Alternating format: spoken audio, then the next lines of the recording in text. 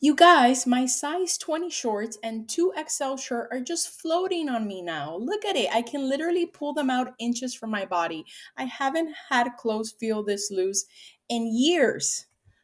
Hey, friends, welcome back. We gotta talk about this weekend. I was ravenous. I am on Zepbound 7.5 milligrams. And I this was probably one of the hardest weeks that I felt like my appetite was not suppressed in any way, shape, or form. Now, it could have been the Zepbound half-life, or it could have also just been that the fact that I was on my period. I just know it took every ounce of willpower not to snack my way through the day. I don't want to blame PMS, but I just could not control myself. I mean, I was like, snacking on my kids' leftovers, and I made several trips to the pantry. And, for dinner, I even made myself like a rich noodle bowl that I haven't done in a while. And then at the end of the day, we even went to our local ice cream shop. And yes, I did have a butter pecan cone. And I just, I felt, I really struggled because in my head it felt like, Grace, you shouldn't be doing that. I mean, you know that that's going to affect your weight loss this week. But then I also felt, like if I didn't satisfy the craving at that moment, I was going to spiral. And, after I put my kids down, I would have back into the pantry and I would have just devoured everything because I don't know, something internally was telling me, like, you have to eat, like, you need to eat. I don't know if you've gone through that struggle, but I definitely felt it this week. And I just wanted to catch you guys up on how that was. Hi, if you're new here, my name is Grace. I am a 38-year-old mom of two. I'm a teacher who starts school back again next week. And I have been using a GLP-1, specifically Zepbound, for the last 24 weeks. So this coming week, in a couple of days, I will do my weigh-in and my 6-month recap of being on a GLP-1. I cannot believe that I have been on a GLP-1 for half a year. That's just wild.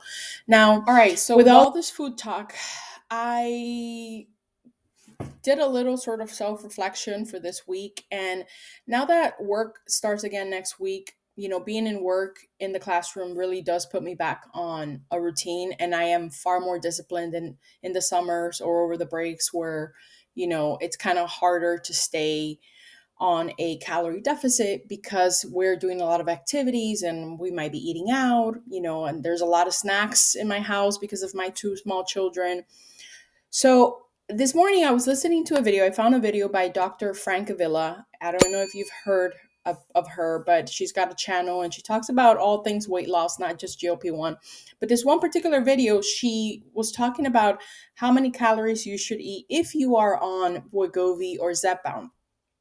And she was talking about the floor minimum to lose weight for women on a GLP-1 is 1,200 calories with 100 grams of protein a day. And for men, she suggested that the floor minimum was 1,500 calories with 120 grams of protein a day.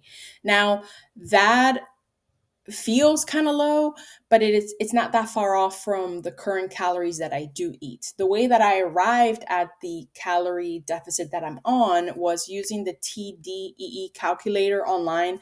I entered my age, my height, my starting weight, and I think it asked me for my body fat percentage, which I got from the Renfo scale. And it suggested, I'll try to include a picture here, that to maintain my current weight, so, by the way, I updated this today with my current weight, my most recent weigh-in at 239.2 pounds. It said that to maintain that weight, I needed to be eating 2,022 calories a day. Now, the way that the way that I learned a calorie deficit works is you get that maintaining calorie intake and you deduct 500 calories from it, because if you deduct 500 calories each day, that adds up to 3,500 calories over the week, which is 1 pound of weight loss per week, which is the healthy weight loss, if you will. Now, it's not guaranteed weight loss, and even if I ate in a calorie deficit, which I have, and I still haven't lost at times, it's the recommended calorie deficit strategy that I have used over the years. So it's very close. Her suggested floor minimum to lose weight for women at 1,200 calories is not that far off from where I currently am. Most days, I am somewhere between 1,500 to 1,700 calories a day. On the higher days, 1,700 calories obviously is because I'm eating a snack throughout the day or I'm eating a dessert at night. But now I'm wondering and I'm sort of questioning, should I, now that I'm going back to work and I can be more disciplined with my eating, I'm wondering if this would be a good opportunity to lower my calories to the 1,200, keeping my protein high, because I know that if I don't, muscle loss is going to happen. Not because of GLP-1s. GLP-1s do not cause muscle loss. Weight loss causes muscle loss. So I'm just wondering, how did you guys arrive at your calorie deficit? And if you don't mind sharing, especially if you are a lady with my similar weight, if you're in the 230s, about 5 feet 4 inches, how many calories do you eat a day that have brought you success with your weight loss? I'm trying to, figure out, now that I'm actually a little smaller, 25 pounds smaller. I actually realized I haven't done my calorie deficits since I started. That's why some of my calorie days were higher at 1,700 calories. But now I am second guessing that. I think it's time for me to update, right? At what point did any of you guys actually went back into the calculator or the calorie calculators, and when your weight was lower, did you like do the math again to get a newer calorie deficit goal for the day? I was curious about that. Now, in a chat yesterday with Delilah, some of the ladies there were wondering, what is your goal weight and how did you arrive at your goal weight? And I am curious about that too. While we're talking about numbers, I figured that this would be interesting. One of the things that the TDEE calculator told me today was that my ideal weight for somebody who is a woman, 5 feet 4 inches, is somewhere between 120 and 129 pounds. That is nowhere near my personal goal weight of 165. You're talking almost 40 pounds over that. Now, the way I arrived at my goal weight of 165 pounds, that's the smallest that I've ever been in my adult life. I was 165 pounds 15 years ago. I know that because it's my anniversary when I got married. And that was the smallest that I was in my adult life. Anything smaller before that was when I was a kid putting on weight. So that's how I got there. But now, according to this calculator, that's not even close to my ideal weight goal. So I'm just curious, how did you guys come up with your goal weight? Did you go by a chart? Did you go by how you feel? Did your providers just tell you that that's what you should aim for? I was curious about that. If you could share it in the comments, it would just be amazing to get perspective on how you guys arrived to that number. Now, this week, I'm a creature of habit. I'm keeping it simple and I'm keeping it on repeat. My breakfast is going to be my cottage blueberry peanut butter bowls. They might feel a little old and boring, but I can put them together in just a few minutes and I am still packing in lots of protein at a low calorie. My lunch is my tuna salads. This week, I did change the tuna. I mentioned last week at Costco, I found the Safe Catch tuna, which has a higher amount of tuna in the can, higher serving. So it actually gives me 43 grams of protein per can. So I'm still having my tuna salad this week, but I'm using that tuna instead. So every lunch this week, I'm packing a lot more protein. Just between my breakfast and my lunch and my protein coffee using the Premier protein shakes as my creamer, I am packing in, quick math right here, I'm packing in almost 100 grams of protein just between those two meals and my profi. So I think that's a really good plan as far as like making sure that my protein is, on target. My dinners will continue to be simple. A protein, whether it be salmon. I got salmon. I got chicken tenderloins, and I got ground beef, just cooked on the stovetop or air fryer with a ready to toss salad mix. And I've been typically having half of that portion.